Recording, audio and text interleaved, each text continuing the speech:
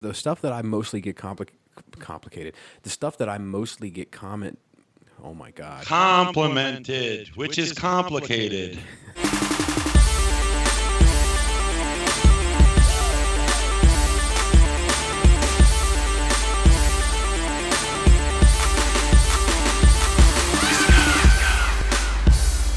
What's up, everybody? Welcome back to another episode of For Dummies, and I think it has maybe officially become For Dummies, which hopefully will alleviate some of the confusion when people thought that we were making fun of the audience. We're once again joined by Robert Detolf. We need a silly picture of Bellara.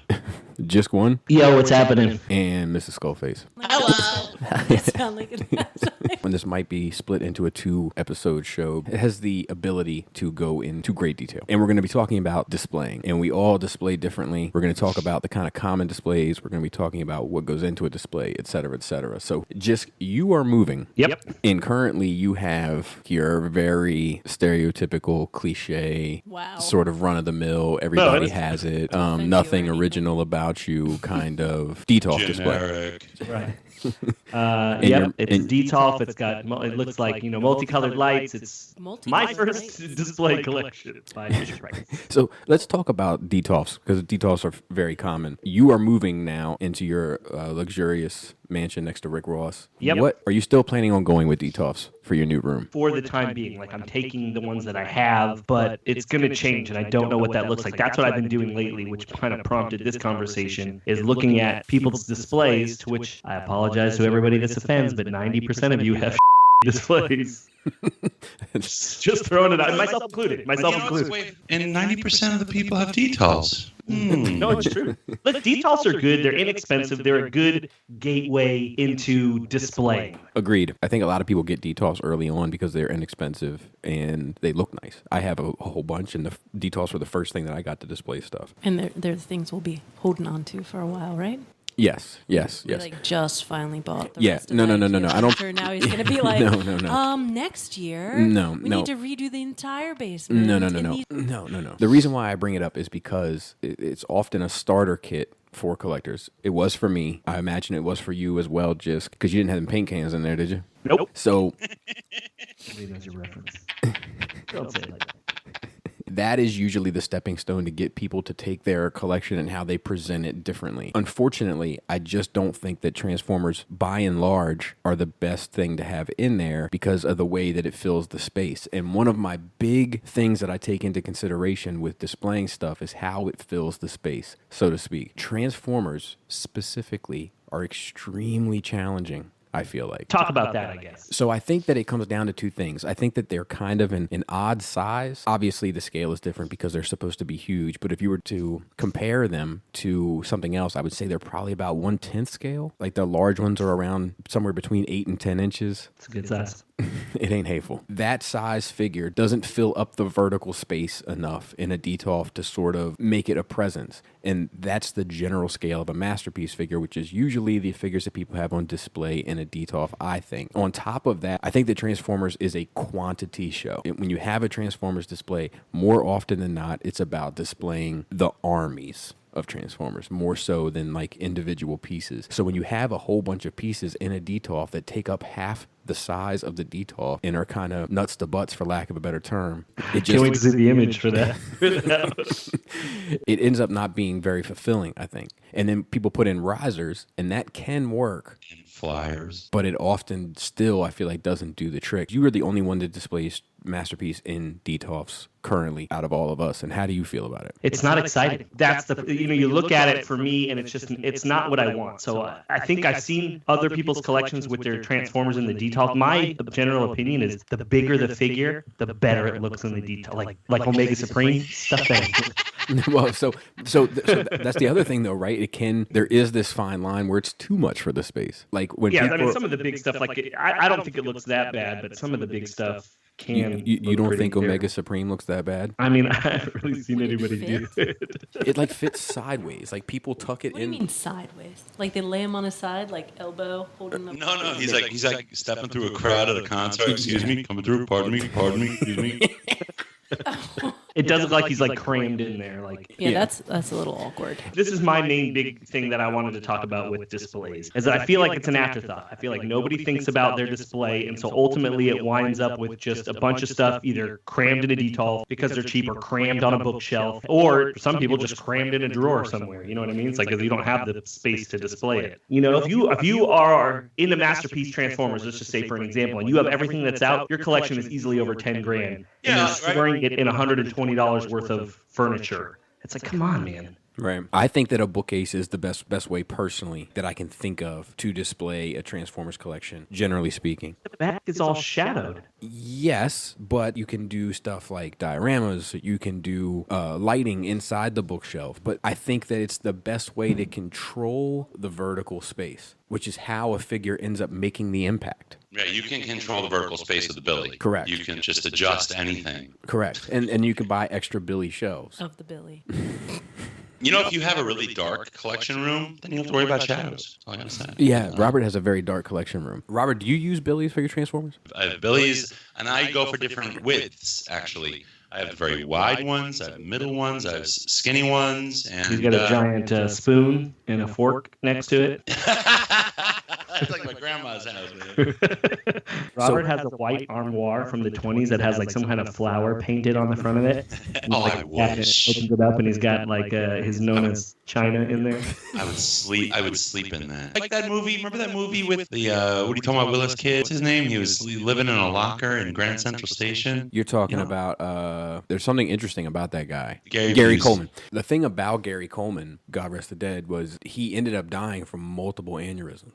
But the doctor said it was from different strokes. Stop. I was like, where is he going with this?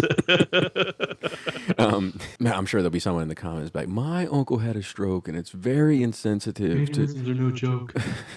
I have some floating shelves as well, just because, I have some space, but the space beneath is occupied. So I think you need floating shelves, not the bracketed shelves, if you're going to go that route. Like you guys were talking about, you're spending so much money on these figures. You have to try to present them properly. Like imagine, you're at a fancy restaurant and the chef is making top shelf food, but he's slopping it on the plate, just piling it on. On a paper plate.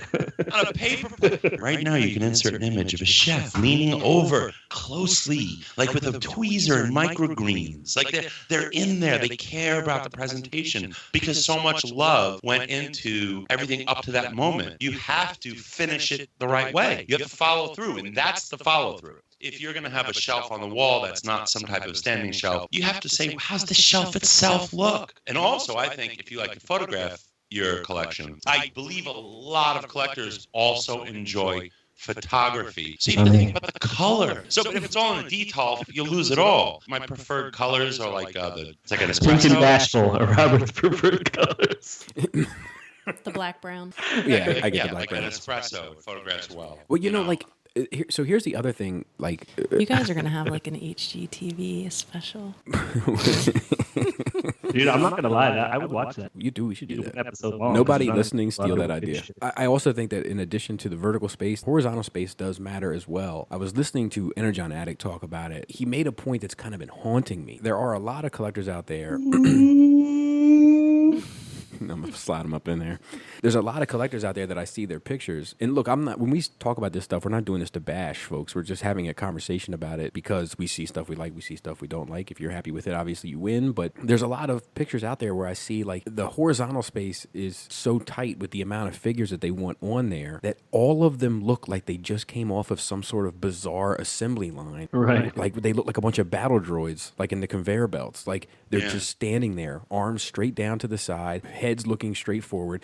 Now that might have something to do with that individual's inability to pose a figure. Like that's a real thing. But for the most part, I think it's just that they don't have the space. Because I've even noticed in my collection when I go to pose some figures, like then a couple more figures come in and all of a sudden I'm like, okay, he can't stand like that anymore. Yeah, that's why I hit the different widths on the Billies. There's It's only like two that. widths, Well, right? there's three basically if you count that little thing. I forget the name of it. Super skinny one. Yeah. Then like the regular skinny one, and then the like regular one. Correct. Okay, but if you of SOC Voltron. It looks wonderful in that one because it's a standalone piece. Correct. Or like I have Victory Saber in mine. Like in one of mine.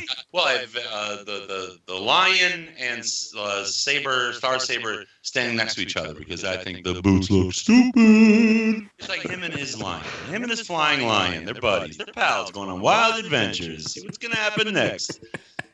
But I got the X-Transbot Sharks because they're standalones and they look great, on this small shelf. The Perfect Effect Lions, the Leonidas, and the repaints.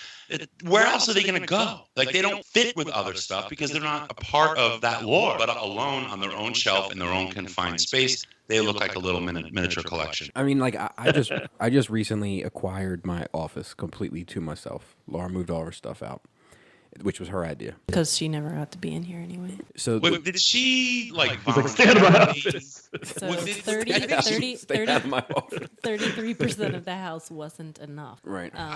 I think Laura was constructively evicted from that space. That may be true. So I have this one shelf with DC stuff on it. It's all relatively 1/12, and it looks terrible because of the vertical space, the negative space. Like, there is this odd balance. Like, you do need some negative space in order to make it look interesting, and simultaneously you need it to fill up enough space where it doesn't look empty. Jisk, you modified your Detolfs, right? Well, yeah, just so I can add extra shells, because I collect doubles for the alt mode, so I just wanted to display the alt modes by themselves. Just trying to find a way where it's not all just jammed in there. Like, I give you a hard time for it, but I think that's a smart idea. But I'm just not sold on the Detolfs being the best fit for that. Oh, especially alt modes. No way. Right. He has them together. So like Let's say you take the first shelf of a Detolf, I'll have like maybe 6 inches up, because I think, what are they, 13 inches in each space, so 6 inches up, there'll be another modified piece of glass where, let's say you have Jazz, Prowl, and Wheeljack on it, and then underneath, in that little space that I've now made, is where the alt mode goes underneath the figure.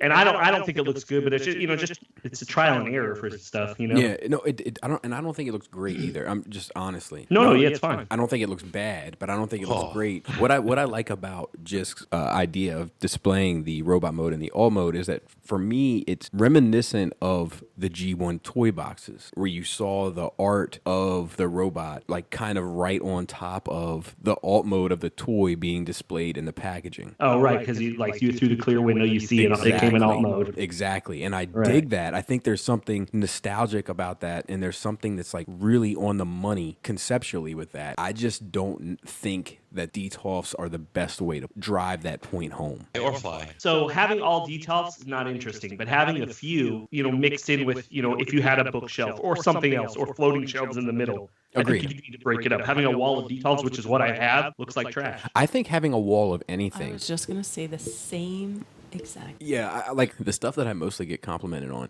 in my collection is the Nerd Rage room, because it's this breakup of Billies and Detolfs and books and statues and figures and It's my knickknacks, favorite and just because of that, too. it looks together, it looks purposeful, and it's visually interesting all at the same time. So for me, it's thought out. Like, it looks like it's thought out. You're like, all right, I'm going to deliberately put these books here and use these figures as bookends. Like, it just looks curated is the only way. That's kind of how I'm approaching it now. It's like, I'm almost done with my collection. So now my next step is, all right, how do I present this? That's the room I had the most say in, by the way. See, look at that. So my word is frustrated Bobby Skullface holding a 2-foot-long stick with a microphone right up against his lips.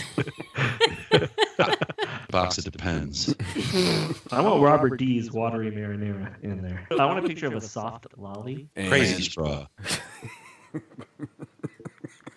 I bet you my sad Skullface photo op does.